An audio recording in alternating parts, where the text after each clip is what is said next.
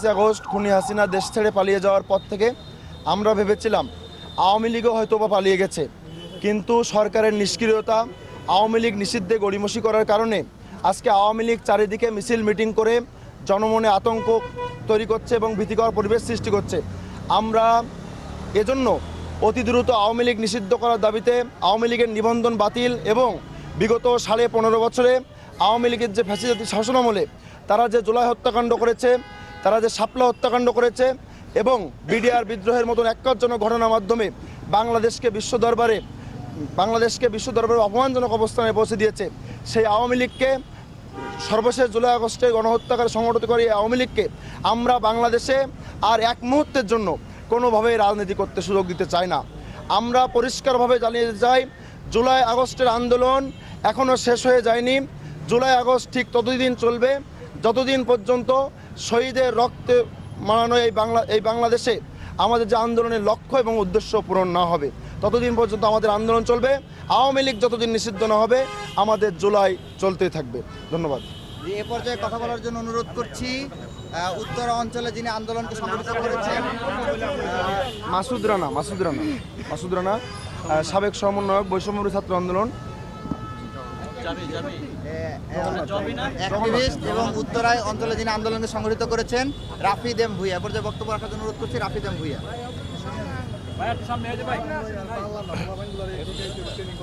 দেখেন, আজকে আমরা যেই দাবি নিয়ে আসছি এটা আসলে নতুন কোনো দাবি না। আমরা এগুলো অনেক দিন ধরেই বলছি।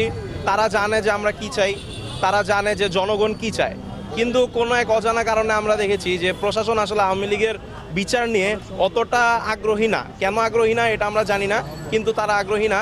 এবং সেটার সুবাদেই আমরা দেখতে পাচ্ছি যে কিভাবে দিন দিন আওয়ামী লীগ আরেকটু আগের চেয়ে আস্তে আস্তে শক্তিশালী হয়ে উঠছে।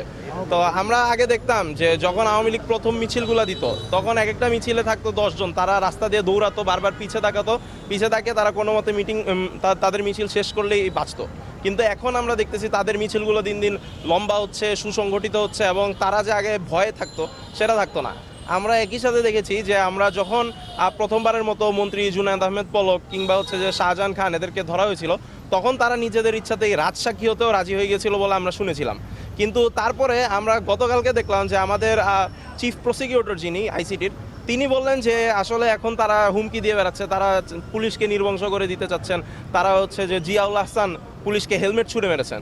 তো এইভাবে আস্তে আস্তে এই আওয়ামী লীগারদের কিংবা সাবেক পতিত ফ্যাসিস্টদের সাহসের উৎস কি এটা আসলে আমরা জানি। আমরা দেখতেছি যে কিভাবে আস্তে আস্তে প্রশাসনের মাধ্যমে কিংবা রাজনৈতিকভাবে আওয়ামী লীগকে আগের চেয়ে সংগঠিত করা হচ্ছে, পুনর্বাসন করা হচ্ছে। তো আমরা জানিয়ে দিতে চাই যে এখানে আমাদের বাংলাদেশের প্রচুর মানুষ এখন প্রাণের সংখ্যায় আছে। তারা অনেকেই বিভিন্নভাবে আওয়ামী লীগের চোরাগুপ্তা হামলার শিকার হয়েছে, এবং আওয়ামী লীগ যদি আস্তে আস্তে শিকার হয় তারা আসলে জীবিত থাকতে পারবে নাকি এটাও একটা সন্দেহ থেকে যায়।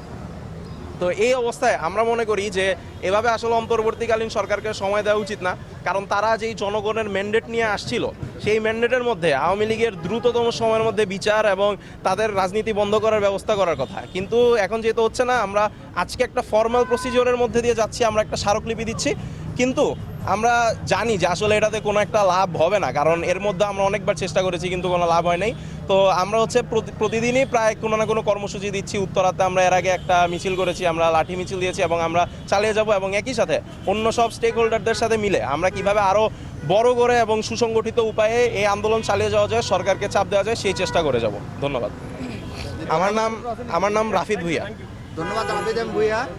এই পর্যায়ে আমরা বক্তব্য শেষ করে দিই ভাই, বক্তব্য শুধু এরপর প্রেস রিলিজের কথা বলবো। এই পর্যায়ে আমরা ভাই সাংবাদিক বন্ধুগণ, আমরা আমাদের বক্তব্য এখনই শেষ করে দেই, বক্তব্যগুলো এখন শেষ করি। আমরা প্রেস রিলিজ দিয়ে আর কোনো বক্তব্য দিব না, শুধু প্রেস রিলিজের কথাগুলো বলবো। যে এই পর্যায়ে বক্তব্য নিয়ে আসার জন্য অনুরোধ করছি।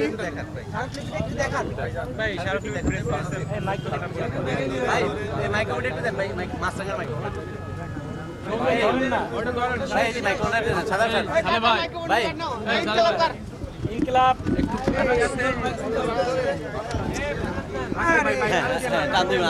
আস্তে